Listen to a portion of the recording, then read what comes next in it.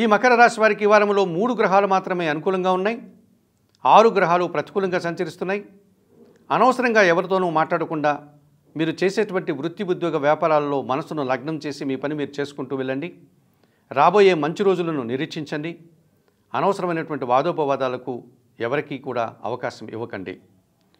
తృతీయంలో శని సంచరిస్తున్నాడు. జన సహకారం బాగుంటుంది, పనివారి సహకారం బాగుంటుంది. ఇంట బయట చాలా పనులు సునాయాసంగా పూర్తి చేస్తారు. వ్యవసాయ రంగంలో మంచి లాభాలు అందుకుంటారు. అష్టమంలో శుక్ర సంచారం ఉంది.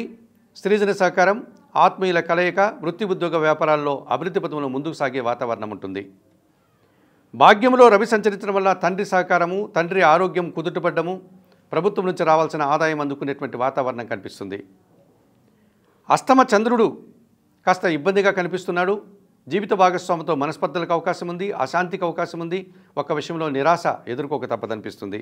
షష్టమములో గురువు సంచరించడం వల్ల పెద్దల సహకార లోపం కనిపిస్తుంది. విద్యా సంబంధమైన విషయాల్లో అనుకున్నంతగా ఫలితాలు రావు. సమాజంలో ఒక్క విషయంలో మీకు వ్యతిరేకత కనిపిస్తుంది. ఈ రాశి వారికి వారంలో బుధ, గురు, శుక్ర, శనివారాలు అనుకూలంగా ఉన్నాయి. దానాలు ఇచ్చేటువంటి క్రమంలో శనగలను గురువారం రోజు గురువులకు దానం చేయండి. స్తోత్ర పారాయణ విషయంలో గురుచరిత్ర పారాయణం చేసుకోండి.